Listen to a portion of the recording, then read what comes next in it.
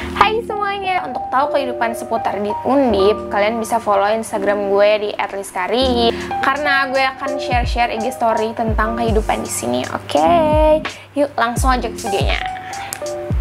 Nah, di video kali ini gue bakal bahas tentang biaya hidup di Undip. Biaya hidupnya tuh apa aja sih? Kayak biaya tempat tinggal, biaya makan, biaya fotokopi, biaya apalah jajan-jajan itu kali ya.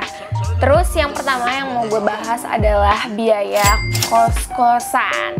Harganya tuh berapa sih kos-kosannya? Nah, kos-kosannya itu harganya mulai dari 350.000 sampai 2 juta lebih juga ada. Kok ada sih kos-kosan yang 350.000? Ada, tapi nggak banyak karena temen gue ada yang kos harganya 350.000 tapi dia kayak nggak pakai internet gitu loh. Jadinya kayak cuman kos-kosannya aja tapi nggak pakai internet. Tapi rata-rata sebagian besar kos-kosan yang ada di sini itu udah pakai wifi. Jadi kayak nggak perlu lagi beli paketan sih sebenarnya buat kuliah. Oke, that's cool. Nah, selanjutnya kalau misalnya harga kos-kosan yang rata-ratanya itu berapa sih? Nah, kosan rata-ratanya itu gue sebutnya sekitar 450.000 sampai 500.000 kali ya untuk bangunan yang kayak gini ya, kayak kamar 3x3, terus kasurnya single bed, terus tapi kalau 450.000 gue nggak yakin itu dapat meja belajar yang gede segede gini.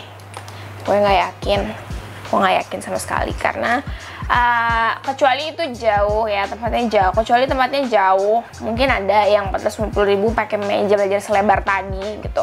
Biasanya sih pakai kayak meja belajar yang kecil-kecil gitu loh. Kalau misalnya kalian makan di tempat apa tuh warung-warung Sunda gitu kan, dia kan pasti ada tuh ya, tingginya sih gitu tapi gedenya ya nggak segitu gitu ya, sedang aja gitu, cuman gini mungkin, nggak tahu sih. Nah, terus selanjutnya kalau kos-kosan yang ini harganya sebenarnya udah 500.000, kayak pakai dipan, pakai tadi meja belajar gede, terus pakai apa namanya tuh, lemari tapi kamar mandinya di luar. Nah, cuman di situ enaknya tuh kayak apa sih, udaranya tuh kayak masuk banget, ini kayak summer breeze gitu kan, enggak, ini cerah banget.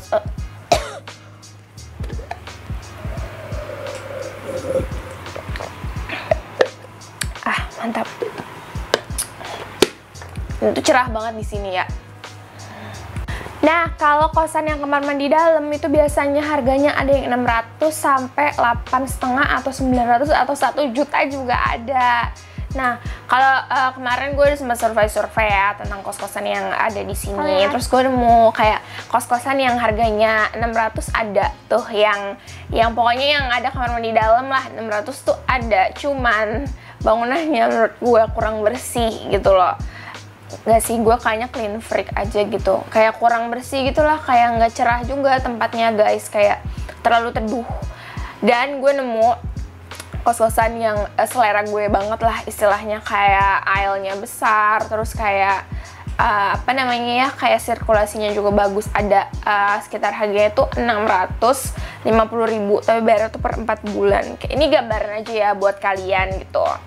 Nah, 650.000 per bulan itu ada yang make ini kamar mandi dalam, cuman emang kos-kosan itu kamarnya limited, kecil gitu loh, maksudnya kayak bukan bangunan yang satu rumah ada puluhan kamar, bukan. Ada yang tipe kayak gitu, ada juga yang kayak nyatu sama rumah orangnya gitu. Nah, ini tuh kayak itu nyatu sama rumah orangnya gitu. Kalau misalnya AC itu yang 900 ada 900 tuh tapi token sendiri guys. Jadi kayak nggak enaknya kosan yang tokennya sendiri itu apa, suka beradu gitu loh kalau kalian nih kayak misalnya kan tokennya kan sendiri-sendiri kan, terus kayak bunyi kayak nit miskin bayar tokenmu.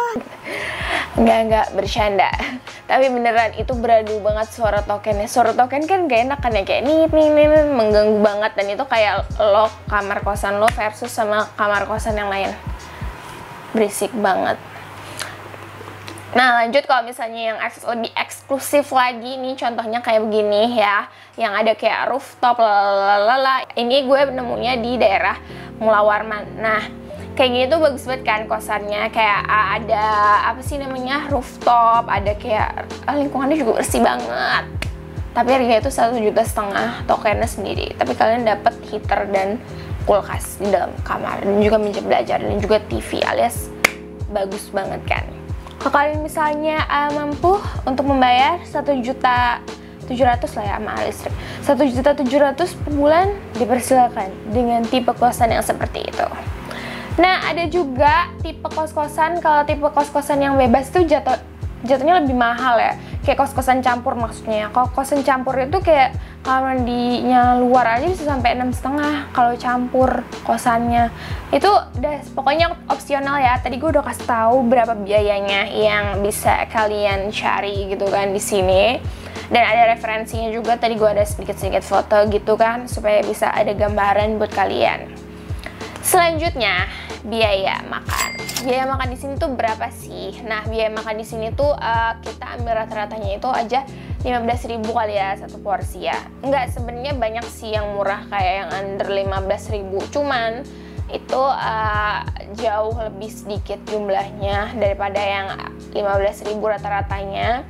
15.000 itu maksudnya gue udah sebut sama beli air ya, bukan cuma nasinya doang sama lauknya doang, tapi sama air. Misalnya kayak nasi goreng sama es teh 15.000 gitu. Nasi gorengnya tuh bukan nasi goreng dikit ya, nasi goreng yang segunung-gunung kayak banyak banget guys. Kalau kalian beli nasi goreng yang nasi goreng konvensional itu, kalau misalnya kalian beli nasi gorengnya di kayak di Burjolondo atau di cafe ya, dikit lah, 1 cetak doang. Tapi di Burjolondo banyak sih porsinya. Next, kalau kalian murah-murah, kalau kalian pecinta murah-murah ya, dan gue harap kalian gak bosen sih kalau makan itu terus. Karena kalau misalnya kalian mau ini ikutin yang akan ala-ala gue yang waktu ada di video keseharian di kos yang itu lah ya, pokoknya ntar gue kasih yang itu dah di atas-atasnya itu. Nah, itu harganya tuh kayak 5,5 sampai 10.000 kalau pakai ayam. Gila, murah banget kan? Dan kalian ke situ aja, karena lebih hemat daripada gayaan GoFood. Enggak, GoFood itu bukan gaya, Lis, kayak itu lifestyle gitu. Ya, pokoknya lebih murah lah kalau ke situ dibanding GoFood ya. Terus dibanding GoFood gitu kan. Terus kalau misalnya jajan-jajan gitu ada nggak sih di sini? Ada banget jajan-jajanan itu tuh kayak ada di depan Polines di Perumda, nama daerahnya Adipati Unus Perumda. Nah, itu tuh kayak jualnya cilok, terus cilor, batagor. Nah, batagor di Semarang itu bukan batagor yang seperti kalian pikirkan ya. Maksudnya batagor di Semarang itu somai goreng. Tapi ada yang pakai pangsit-pangsit itu ada. Cuman misalnya Mas beli batagor, pernah gue beli batagor kan pas pertama kali banget kesini. Mas, saya beli batagor 1, terus mana unsur-unsur batagor, gue tungguin kan ya. Ternyata batagornya itu bukan konsep batagor Bandung ya say, tapi kayak somai digoreng. Jadi kayak makan somai goreng batagor itu. Ya masih batagor kan bakso tahu goreng, tapi kan gue tuh menginginkan yang ada pangsit-pangsit goreng yang kayak di tukang batagor. Tapi ada kok yang jual batagor yang kayak gitu, yang ada pangsitnya gitu. Banyak lah di sini, gampang, tinggal cari-cari sendiri. Terus kalau misalnya kalian mau nongkrong kafe-kafe gitu ya, harganya berapa sih kak gitu? Harganya tuh 1 gelas kopinya tuh paling nggak, ada yang 13, ada yang 15, ada yang 17, ada yang 18. Kalau Janji Jiwa udah tau ya, berarti kalau Janji Jiwa kan rata-ratanya tuh kalau Janji Jiwa kan paling murah kan 18 yang kopi susu biasa. Nah, kalau di sini ada kayak kafe-kafe gitu kan. Nama daerahnya yang paling banyak ada kafe-kafe kopi itu di Banjarsari Selatan. Nah, itu banyak kafe-kafe yang gede, tapi jeleknya mereka nggak punya parkiran mobil guys. Jadi kayak kurang deh kalau misalnya kalian lewat situ pasti ada mobilnya tuh berserakan. Jadi jalan itu tuh berantakan guys, karena bangun kafe magrong-magrong tapi itunya nggak ada parkirannya gitu. Tapi ya enak sih tempatnya gitu. Ya tinggal pilih aja mau yang mana gitu. Di Banjarsari Selatan ya, kalian bisa ke Banjarsari Selatan. Ada contohnya yang paling pertama ada di situ Anak Panah Jendela. Nah, terus sekarang yang baru ada Teman Kerja, Lokatara. Terus yang pokoknya baru banget ada itu di Bekasi Van Vien. Pokoknya nanti kalian cari sendiri ya, itu kopi-kopinya itu banyak banget pokoknya variasinya. Buat nugas, kalau kalian misalnya tipikal anak-anak yang suka nugas di luar, kayak suka cari suasana baru gitu, Kayaknya gue nggak menyarankan deh kalau untuk nongkrong tempat kayak gitu terus kalian nugas, karena rame banget guys setiap hari. Dan mungkin kalau misalnya kalian bisa ya bisa gitu kalau ngerjain di luar, tapi rame banget tempatnya. Yang di Banjarsari Selatan itu selalu rame, tidak pernah sepi kecuali pas pertama kali corona, itu sepi banget, bahkan tutup deh, ada beberapa yang tutup. The last, harga laundry itu berapa sih? Harga laundrynya kalau gue sebut berapa ya? 6.000 mungkin ya rata-ratanya, atau 5.000. Sebenarnya ada sih yang 3,5, cuman kayak kalian harus yang laundry yang di itu kayak dia ngelondri sendiri gitu loh di rumah dia gitu. 3,5 biasanya kalau yang laundrynya di rumah dia. Kalau laundrynya di ruko itu kayak 5,5, 6.000, 7.000, 8.000, 10.000 juga ada sih yang tagline-nya premium itu kayak misalnya kalian ngeliat nanti laundry namanya laundry orange, nah itu laundry premium karena gak tahu sih premiumnya di mana gitu loh. Pokoknya itu laundry yang mahal itulah yang 10.000 maksud gua.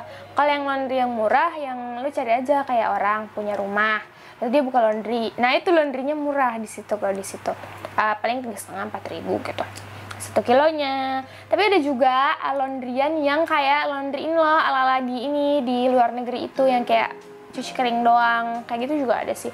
Tapi itu hitungannya kiloannya terlalu banyak hitungannya sepertinya guys, kayak ada paketnya gitu, kayak misalnya 5 kilo cuma segini gitu. Kan gue gak pernah nyuci sebanyak itu gitu lah. Sampailah kita kepada sesi terakhir dari video ini. Nah, Kak, kalau misalnya bawa uang sakunya itu per bulannya 750, itu cukup nggak Kak? Gitu. Menurut gue pribadi, itu akan cukup kalau kalian ini konsepnya kayak gini ya guys. Kayak kalian itu beli lauk, nanti kalian masak nasi sendiri. Karena nasi beras satu kantong 5 kilo, harganya tuh 50 sampai 60 ribu. Nah, itu bisa habis dalam 1 bulan alias sampai the whole month gitu kan. Kayak kalian bisa pakai berasnya itu selama 1 bulan. Untuk perempuan ya, kalau untuk laki-laki gue kurang tahu kayak gimana. Kalau laki-laki pasti cukup juga sih, karena beras 5 kilo itu banyak banget buat sebulan sendiri. Nah gitu, kayak tadi caranya kalian beli lauk aja di mana gitu ya, kayak di apa kayak pokoknya jual-jual lauk gitu lah ya.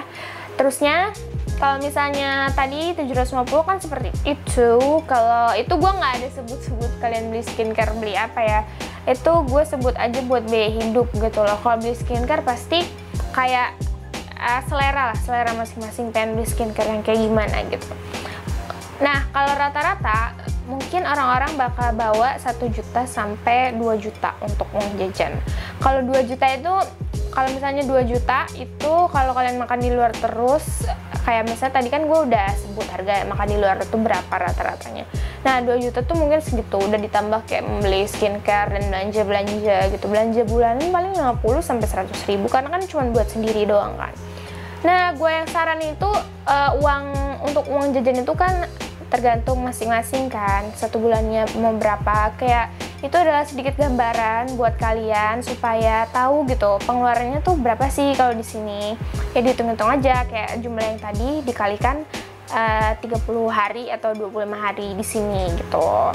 Oke, terima kasih yang udah nonton semuanya. Semoga ini bisa membantu kalian kalau nanti udah mulai kuliah. Kalau bingung bawa duit berapa uang sakunya per bulannya, itu adalah gambarannya. Jangan lupa like, komen, dan subscribe. Dan komen kalian mau tahu apa lagi tentang Tembalang di kolom komentar. Dadah!